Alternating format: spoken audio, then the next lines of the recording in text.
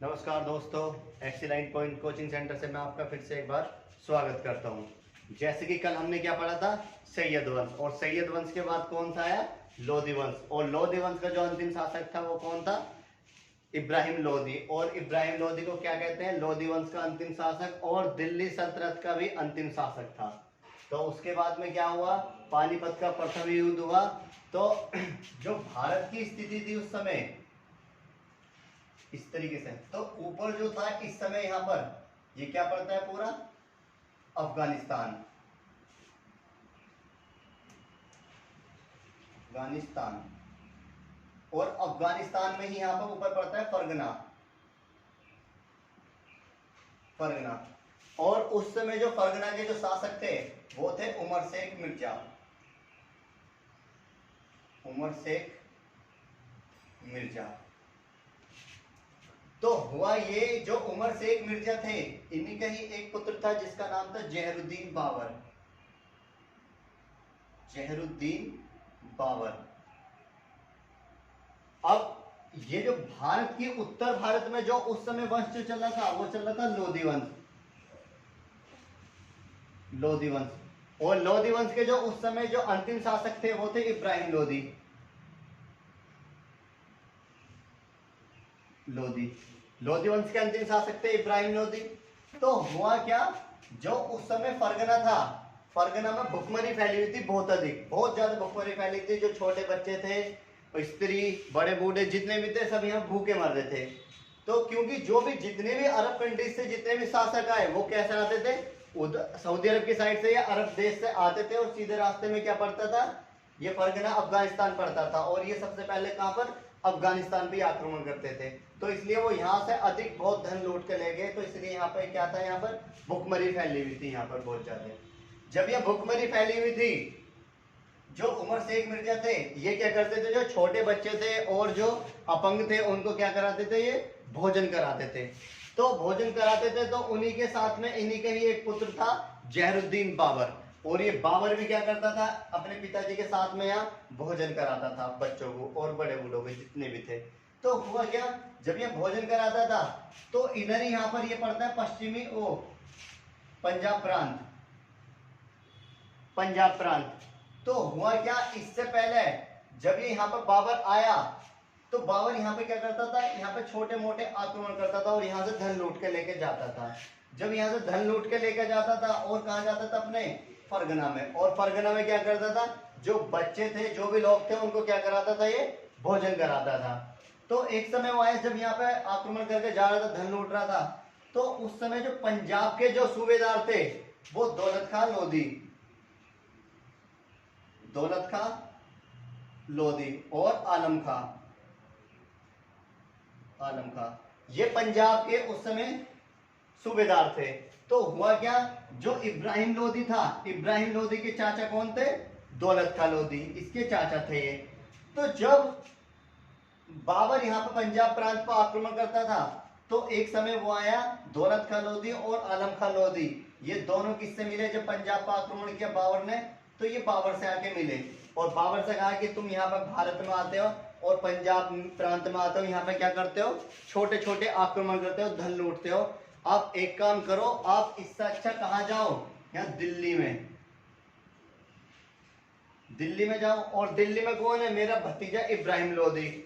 और आप दिल्ली से जितना धन चाहिए आपको वहां से लूटो। और वो कैसा है, निरंकुश शासक है, मतलब डरता नहीं, डरपोक एकदम कायर किस्म का एक शासक है यहाँ पे। तो हुआ क्या, यहाँ पे दौलत खां लोधी और आलम खां लोधी ने बाबर को ऐसा भड़का दिया, और इसे भी लगा कि हाँ मैं डेली डेली यहाँ पर आक्रमण करता हूँ, कहीं ऐसा ना हो एक समय कि मैं छोटे छोटे आक्रमण करके मेरी मृत्यु ना हो जाए। तो इसलिए अगर जीना है तो जीने के लिए कुछ काम ऐसे करने पड़ेंगे जो बड़ा काम हो। तो इसने सोचा, और यहाँ से कहां से, पंजाब प्रांत से सीधा कहां पहुंचे ये, अपने फरगना। अब जैसे फरगना पहुंचा बाबर, बाबर जैसे फरगना पहुंचा, और फरगना पहुंचने के बाद में इसने जो इसके सैनिक थे उनसे बातचीत की, और इसके पास लगभग 12,000 सैनिक, 12,000 सैनिक थे। और जो इब्राहिम लोधी था इसके पास लगभग 1,20,000। 1,20,000 सैनिक थे इसके पास। तो हुआ क्या, ये जो बाबर था, बाबर के 2 तोपची भी थे। तो तोपची जो तोप चलाते थे, अली कुली और मुस्तफा, ये बाबर के 2 तोपची थे। तो बाबर ने क्या कहा, अपनी सेना के पास जब फरगना पहुंचा और इनके अंदर ऐसी इसने बातें भरी और इसने कहा कि हम कहां पर आक्रमण करेंगे, दिल्ली पर, और दिल्ली में इब्राहिम लोदी पर। और इन जी जो इसके तोपची थे, इनको अच्छे समझा दिया कि हम जो आक्रमण करेंगे वो सारा का सारा आपके ऊपर ही आक्रमण होगा। ये मतलब आप तोप चलाओगे, और तोप कहाँ चलाओगे, जहां इब्राहिम लोदी की सेना है, और उन पर आप क्या गिराओगे, बम गिराओगे, और जिसके कारण उनकी सेना मर जाएगी। तो इसको देखते हुए हुआ यही, जो बाबर अपनी सेना लेकर चलता है ऊपर से, और कहां पर, दिल्ली में। जब दिल्ली में सेना लेकर चलता है बाबर अपनी, और ये बात है 21 अप्रैल 1526 ईस्वी की। और हरियाणा के पानीपत शहर में एक युद्ध होता है, पानीपत का प्रथम युद्ध, पानीपत का फर्स्ट युद्ध, फर्स्ट वॉर। तो यहाँ पे ये युद्ध होता है किसके बीच में, बाबर और इब्राहिम लोदी के बीच में। और देखो इसके पास कितनी सेना थी, 1,20,000, और बाबर के पास मात्र कितनी सेना थी, मात्र 12,000। लेकिन ये 12,000 जो थे, ये बहुत एक्सपर्ट थे, मतलब ये प्रशिक्षण लेकर आए थे और बहुत अच्छे तलवार भाले चलाने अच्छे से जानते थे। तो हुआ यही 12,000, और ये किस पे भारी पड़े, 1,20,000 पे। और यहाँ पर हुआ यही, यहाँ पे इब्राहिम लोदी की यहाँ पे हत्या कर दी गई। और यहाँ पे युद्ध भूमि में मरने वाला दिल्ली सल्तनत का पहला शासक था इब्राहिम लोदी, जिसकी युद्ध भूमि में क्या हुई, मृत्यु हुई। तो बहुत अधिक पूछ लेता है यूपीएससी, यूपी, पीसीएस वगैरह में, जो जितने ज्यादा डीपली एग्जाम होते हैं उनमें अधिक पूछा जाता है क्वेश्चन। तो हुआ ये, यहाँ पे जब ये युद्ध चल रहा था, पानीपत का प्रथम युद्ध, तो वहीं पे पानीपत के मैदान में एक व्यक्ति था, गुरु नानक। और ये क्या कर रहा था, ये जो युद्ध चल रहा था, ये सारे युद्ध को पूरे अच्छे से इसने देखा, प्रदर्शन किया, और उस युद्ध का ये एक चश्मदीद गवाही था कि हाँ मैंने ये दृश्य देखा कि किस तरीके से पानीपत का ये युद्ध हुआ था। जब यहाँ पे बाबर ने पानीपत का प्रथम युद्ध जीता, जीतने के बाद में तो यहाँ पे क्या करता था बाबर, जीतने के बाद में, और इसने दिल्ली में एक और वंश की स्थापना कर दी, बाबर ने, मुगल वंश।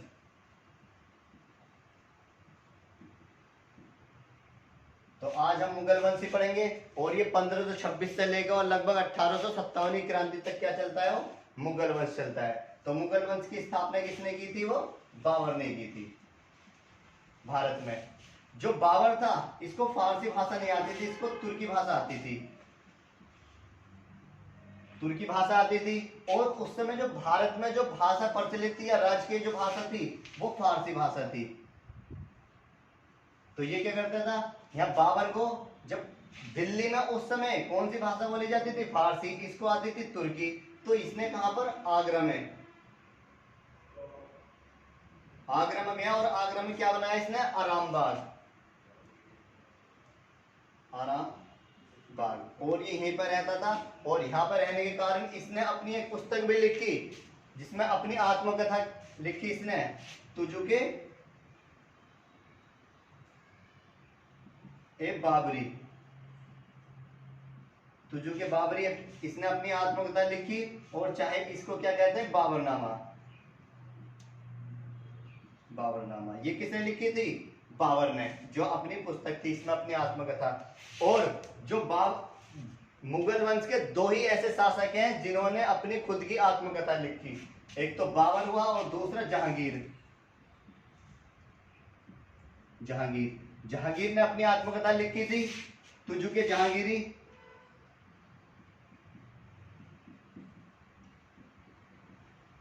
तुजुके जहांगीरी।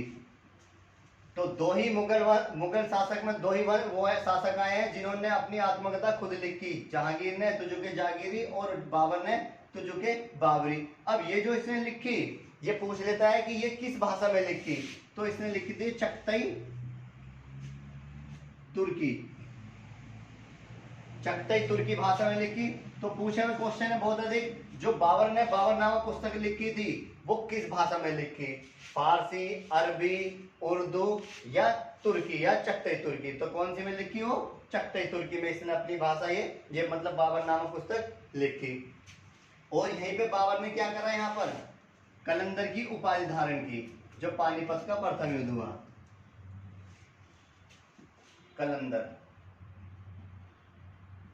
कलंदर की उपाधि धारण की, क्योंकि ये क्या था, ये अपनी सेना में जितने भी लोग थे सबको क्या देता था, ये सोने का सिक्का देता था।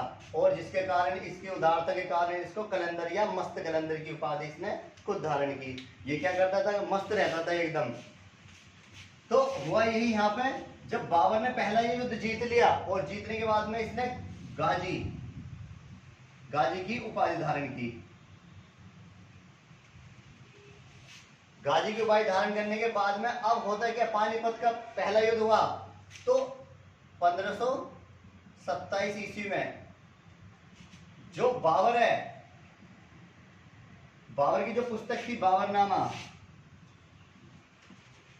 इसमें बाबर ने स्पष्ट लिखा था कि मुझे भारत आने का निमंत्रण ना तो दौलत खां लोधी ने दिया, ना ही आलम खां लोधी ने दिया। मुझे भारत पर आक्रमण करने का जो निमंत्रण दिया था वो किसने दिया था, राणा सांगा ने। तो जब बाबर ने पानीपत का युद्ध जीत लिया था, तो यहाँ पर राणा सांगा इसके पास आता है बाबर से और कहता है कि भाई तुमने युद्ध जीत लिया, बहुत अच्छी बात है, अब तुम्हें जितना भी धन यहाँ से चाहिए वो धन लूटो और लौट के कहाँ जाओ, अपने फरगना। लेकिन बाबर को क्या, बाबर ने कहा कि मैं क्यों जाऊं, क्योंकि यहाँ की अच्छी भूमि है, खाना पीना रहन सहन सब बहुत अच्छा है, मैं क्यों वहां पर रेगिस्तान मैदान में जाऊं। तो हुआ ये, यहाँ पर राणा सांगा ने कहा कि अगर तुम्हें भारत में रहना या दिल्ली में रहना तो मुझसे क्या करना पड़ेगा, युद्ध करना पड़ेगा। तो बाबर ने कह दिया ठीक है, मैं युद्ध करने के लिए तैयार हूं। तो हुआ ये 1527 ईस्वी में एक और युद्ध होता है, खानवा का युद्ध। खानवा का युद्ध किस किस के बीच, बाबर और राणा सांगा के बीच में, राणा सांगा के बीच में। और राणा सांगा के पास जो उस समय सैनिक थे वो लगभग 1,50,000 सैनिक थे, इसके पास 1,50,000 सैनिक थे। और बाबर के पास वो कैसे सैनिक थे, मात्र 12,000 ही। लेकिन ये कैसे थे, बहुत प्रशिक्षण वाले थे। और इसके दो तोपची थे, अली कुली मुस्तफा, और वो क्या चलाते, भारत में तोप चलाई थी। और भारत में सर्वप्रथम जो तोप चलाई थी वो बाबर ने ही चलाई थी। और जो तोप रखी जाती थी इस तरीके से, जो बीच में जो इस तरीके से दो पहिए लगा के और बीच में जो रखी जाती थी तोप, उसी को कहते हैं उस्मानी विधि। उस्मानी विधि, ठीक है। अब हुआ ये, राणा सांगा ने कहा बाबर से कि अगर तुम्हें भारत में रहना है तो मुझसे क्या करना पड़ेगा, युद्ध करना पड़ेगा। तो 1527 में बाबर और राणा सांगा के बीच हुआ खानवा का युद्ध। और ये युद्ध चलता रहा, लगभग ये युद्ध 4 दिन तक चला। 4 दिन तक चला और 4 दिन तक क्या पड़ती रही, बारिश पड़ती रही। और बारिश इतनी अधिक पड़ी यहाँ पे। और जो राणा सांगा था ये किस पे था, हाथियों पर, ये हाथियों पर बैठा था। और जो बाबर था, बाबर के सैनिक थे वो किस पे थे, घोड़े पर, ये घोड़े पे बैठे थे। और राणा सांगा किस पे था, हाथी पर। और सारे सैनिक भी किस पे थे, वो हाथी पे थे। तो यहाँ पर राणा सांगा, इसने बाबर ने यहाँ पे एक और पद्धति चलाई, तुलगुमा पद्धति। इस तरीके से चिमटादार पद्धति बोलते हैं इसको, इस तरीके से थे ये तुलगुमा पद्धति।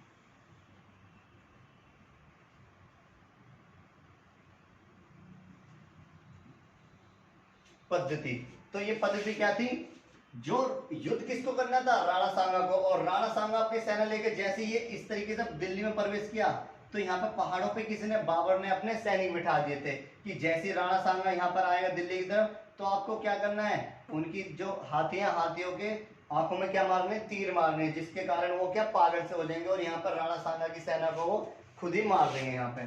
तो वही यहाँ पे इन्होंने तीर चलाए, यहाँ पे बहुत सारी सेना जो थी राणा सांगा की वो मारी गई। लगभग 4 दिन तक ये युद्ध चलता रहा और कोई निर्णय नहीं निकला। और वहां पे हुआ यही, 4 दिन बाद जो था, बाबर पूरी तरह से हारने ही वाला था। लेकिन हुआ क्या, जब बारिश इतनी अधिक पड़ गई, बारिश पड़ने के कारण जो राणा सांगा था ये किस पे बैठा था, हाथियों पर। और हाथी जो थे इतने वजनदार होते, इतने भारी होते, और उनके पैर क्या यहाँ पर जमीन में क्या वो धंसने लगे, जमीन में धंसने लगे और हाथी आगे को नहीं बढ़ पाए। तो यहाँ बाबर को फिर से एक बार अच्छा लगा और इसने लगा ये तो बहुत अच्छी बात है। इसने क्या करा, बाबर ने तुरंत ही क्या कर दिया, इन पे आक्रमण फिर से किया और यहाँ पर राणा सांगा की सेना और बहुत अधिक मरने लगी। अब जब राणा सांगा भी किस पे बैठा था, हाथी पे बैठा था, और हाथी पे क्या था, जो राजा महाराजा होते हैं उनके ऊपर एक छतरी सी लगी होती है ना, तो राणा सांगा का हाथी आगे नहीं जा रहा। तो यहाँ पर राणा सांगा ने क्या करा, क्या किया, यहाँ से हाथी से उतर के और घोड़े पे बैठ के वो युद्ध लड़ने लगा यहाँ पे। अब जब इसका हाथी यहाँ पे खाली हो गया, कोई नहीं उस पे, तो राणा सांगा का जो सेनापति था उसने कहा कि युद्ध भूमि में कौन, राणा सांगा मारे गए महाराज। तो उसका जो सेनापति था, उस सेनापति अपनी सारी सेना लेके किसकी तरफ हो गया, वो बाबर की तरफ। और यहाँ पर राणा सांगा को फिर पकड़ लिया गया, और पकड़ने के बाद में क्या किया गया, यहाँ पर राणा सांगा की यहाँ पर हत्या कर दी गई थी। जब ये खानवा का युद्ध हुआ था तो यहीं पे बाबर ने क्या किया था, बाबर ने जो इसकी सेना थी सारी की सारी, उनके अंदर एक फुंकार भरी और उसमें एक नारा दिया, जिहाद का नारा, जिहाद का नारा।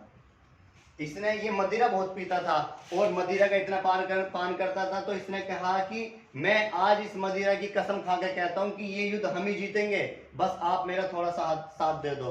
तो यहाँ पे इसके 12,000 सैनिक के अंदर ऐसी बात भरी इसने, बाबर ने, और ये सारे के सारे इतनी फुंकार सुनते इसके टूट पड़े सीधे राणा सांगा पे। और राणा सांगा की क्या हो जाती है, यहाँ पर 1527 में खानवा के युद्ध में क्या हो जाती है, इसकी मृत्यु हो जाती है। मृत्यु होने के बाद में अब बाबर बहुत ज्यादा शक्तिशाली होता गया यहाँ पर।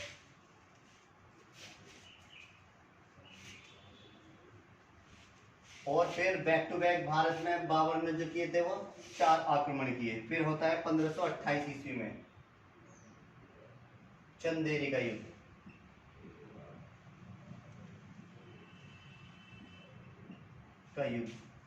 बाबर और मेदिनी राय के बीच में, जब ये युद्ध हुआ, और इस युद्ध में जो बाबर था, बाबर ने मेदिनी राय को यहाँ पे पराजित किया और इसकी हत्या की। यहाँ पे हत्या करने के बाद में इसकी 2 पुत्रियां थी, एक पुत्री वो तो वहीं पे मार दिया था, और दूसरी जो पुत्री थी, जो बाबर था, बाबर के 4 पुत्र भी थे। सबसे बड़ा था हुमायूं, उससे छोटा कामरान, अस्करी और हिंदाल। ये बाबर के 4 पुत्र थे, और उनमें सबसे बड़ा जो था हुमायूं, और हुमायूं जो था एक विधवा का बेटा था, और इससे क्या की थी, बाबर ने शादी की थी। तो हुआ ये, यहाँ पे जो मेदिनी राय की जो बड़ी पुत्री, एक पुत्री की हत्या कर दी, और दूसरी जो पुत्री थी वो किसको दे दी थी, हुमायूं को। लेकिन हुमायूं ने उससे शादी नहीं की थी फिर यहाँ पे। तो इस तरीके से बाबर ने पानी को उसका चंदेरी का युद्ध हुआ 1528 ईस्वी में, और बाबर ने ये युद्ध भी जीता। और बाबर का जो अंतिम आक्रमण जो हुआ था वो 1529 ईस्वी में,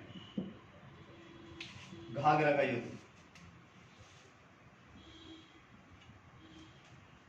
घाघरा का युद्ध, जो इब्राहिम लोदी था, ये कहाँ के शासक थे, दिल्ली के शासक थे, लेकिन ये रहते कहाँ थे, ये अफगान रहते थे। और घाघरा का युद्ध जो हुआ था वो अफगानों के बीच में हुआ था। जो अफगान थे ये किसका बदला लेना चाह रहे थे, इब्राहिम लोदी का। तो ये अफगान क्या किए, इकट्ठे होके आए, और इन्होंने देखा कि अब बाबर ने भारत में 3-4 युद्ध लड़े, और बाबर अब क्या बहुत कमजोर हो गया होगा, और इसका फायदा उठाने के लिए ये तुरंत ही अपनी सेना तैयार करते हैं। और करने के बाद में ये 1529 ईस्वी में घाघरा का युद्ध होता है, और ये सारे बाबर पर आक्रमण कर देते हैं। और यहाँ पे क्या होता है, ये सारे के सारे अफगान क्या होते हो जाते हैं, इसमें मारे जाते हैं, और बाबर इस तरीके से ये शक्तिशाली होता गया। तो जो बाबर था, बाबर 4 पुत्र थे, लेकिन सबसे बड़ा पुत्र कौन था, हुमायूं नामा। और इसकी एक पुत्री भी थी बाबर की, गुलबदन बेगम। और जो गुलबदन बेगम, और इसने एक पुस्तक लिखी हुमायूं नामा। हुमायूंनामा। और इस पुस्तक में क्या लिखा था इसने, जो बाबर था, कि बाबर को, जो गुलबदन बेगम ने पुस्तक लिखी, इसमें लिखा था कि मेरे पिताजी को, कौन, जो इब्राहिम लोदी था, इब्राहिम लोदी, इसकी जो माता जी थी उसने क्या, मेरे पिताजी को जहर देकर मारा था। लेकिन जो इतिहासकार बताते हैं वो ये बताते हैं, जो बाबर था, बाबर किससे प्रेम करता था सबसे अधिक, अपने बड़े बेटे हुमायूं से। और उस समय 1530 ईस्वी में हुमायूं बहुत ज्यादा बीमार था, और बीमार हो इतना था कि इसकी मृत्यु निश्चित थी हुमायूं की। तो यहाँ पर हुआ यही, बाबर बहुत अच्छे अच्छे सूफी संत लाया, हाफिज जी वगैरह लाया, और लाने के बाद में इसने कहा कि मेरी मृत्यु बेशक हो जाए, लेकिन मेरा जो पुत्र है हुमायूं वे बचना चाहिए किसी तरह से। तो उन्होंने कहा कि वेद थे बहुत बड़े बड़े, उन्होंने कहा कि ठीक है, हम आपके बेटे को तो बचा लेंगे हुमायूं को, लेकिन उसके बदले आपकी यहाँ पे मृत्यु हो जाएगी। तो बाबर ने कह दिया था कि मेरी मृत्यु बेशक हो जाए, लेकिन मेरा पुत्र जो था वो बचना चाहिए। तो हुआ ये, यहाँ पे एक तरफ यहाँ पे बाबर को लिटा दिया जाता है, और एक तरफ किसको, हुमायूं को लिटा दिया जाता है। और यहाँ पे हुमायूं जैसे जैसे ठीक होता गया, और बाबर यहाँ पे उसी तरीके से क्या, बीमार होता गया, और हुमायूं पूरी तरह से ठीक हुआ, और हुमायूं, बाबर यहाँ पे पूरी तरह से, बाबर की यहाँ पर 1530 में क्या हो जाती है, वो मृत्यु हो जाती है। तो इस तरीके से बाबर की यहाँ पर 1530 में मृत्यु हुई। मृत्यु होने के बाद में अब आगरा में क्या था, आरामबाग, और बाबर को कहां पर दफनाया गया, वो आरामबाग में, यहाँ पे इसको दफनाया गया। लेकिन फिर एक शासक और आएगा, अकबर। अकबर, और अकबर क्या करता है, जो आगरा में बाबर को दफना दिया जाता है, और आरामबाग में बाबर को यहाँ दफना दिया जाता है। जब यहाँ दफना दिया गया, और फिर आगे एक शासक आएगा अकबर, और अकबर क्या करता है, आरामबाग में से ही इसकी कुछ हड्डियां वगैरह थी, और उनको कहाँ ले जाता है, सीधा अफगानिस्तान। अफगानिस्तान ले जाता है, और अफगानिस्तान में भी कहां पर, काबुल। काबुल, और काबुल में क्या बना देता है, यहाँ बाबर का क्या बना देता है, यहाँ पे मकबरा। तो पूछ लेता है कि बाबर का मकबरा कहां पर है, वो काबुल में स्थित है। तो इस तरीके से बाबर की मृत्यु हुई।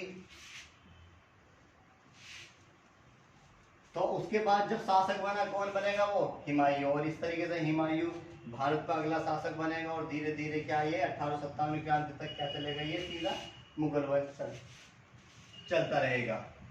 तो बाबर के कुछ युद्ध हैं, इसके कुछ याद करने की ट्रिक भी है, जैसे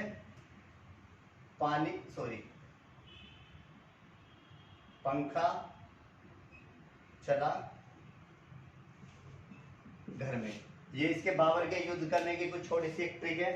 जैसे कि 65 आया पानीपत, पानीपत का प्रथम युद्ध, ये कब हुआ था, 1526 ईस्वी में, क्योंकि बाबर 1526 ईस्वी में आया था। दूसरा आया खे से क्या आया, खानवा का युद्ध, ये कब हुआ था, 1527 ईस्वी में। और तीसरा आया छह से मतलब क्या, चंदेरी का युद्ध,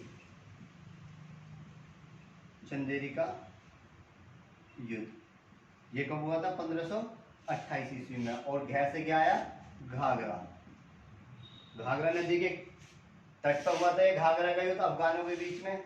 और ये कब हुआ था, 1529 ईस्वी में, घाघरा का युद्ध। और मैं से फिर क्या आया, 1500, मैं से क्या हुआ, मर गया, कब, 1530 ईस्वी में। तो इस तरीके से बाबर की मृत्यु हो गई थी 1530 ईस्वी में। और इसके बाद में जो अगला शासक बने, कौन बनेगा, वो हुमायूं। और इस तरीके से हम धीरे धीरे पूरा मुगल शासक जितने भी थे उनको सबको क्लियर करते चलेंगे। बाबर के बाद हुमायूं आया, हुमायूं के बाद अकबर, अकबर के बाद जहांगीर, जहांगीर के बाद शाहजहां, बहुत सारे ऐसे शासक आएंगे, ठीक है। वो धीरे धीरे हम इसको पढ़ते चलेंगे, ठीक है।